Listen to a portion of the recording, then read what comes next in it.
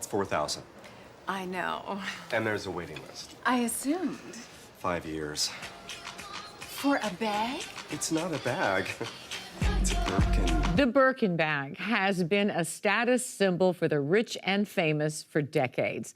Now, the bags are notoriously hard to get, and they can cost thousands, if not tens of thousands of dollars. They're also the target of a recent crime spree in Southern California. LA Times investigative reporter Harriet Ryan told us about the Birkin black market. This is a fantastically interesting story. Thank you for being here. For sure. Okay, Jane Birkin, British-born singer, actress, style icon, queen of French cinema.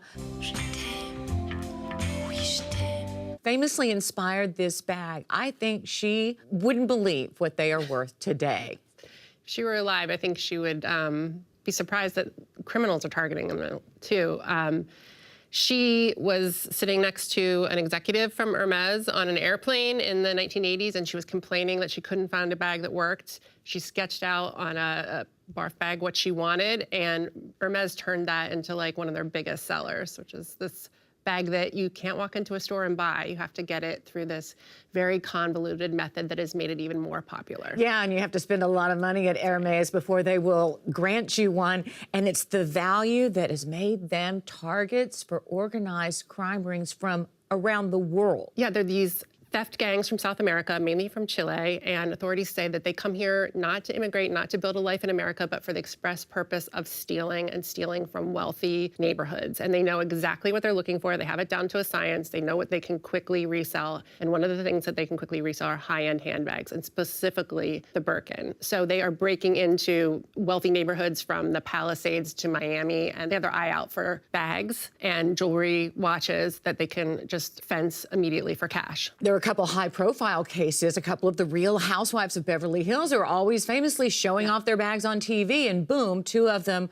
were robbed for their bags.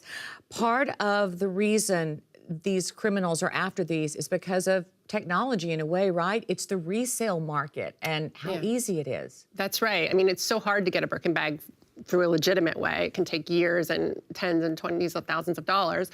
But you can go on the RealReal or Rebag or Poshmark or Facebook Market today and buy yourself a bag. What the burglars do is that they work through fences. They find someone who's a criminal here who they can bring all the bags to, and then this person parcels them out to these various resale sites. And so if you go online today and you're looking at a resale site that has a lot of Birkins, you have to ask yourself, where did these come from?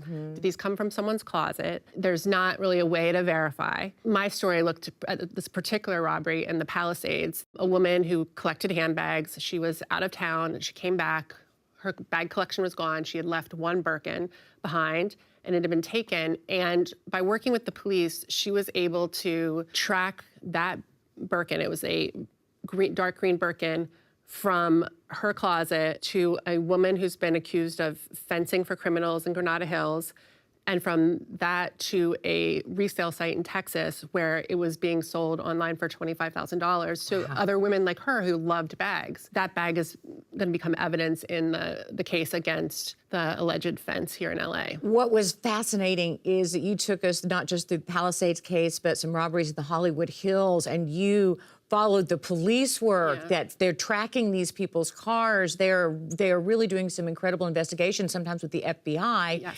And you see how complex this web is and how many they're stealing.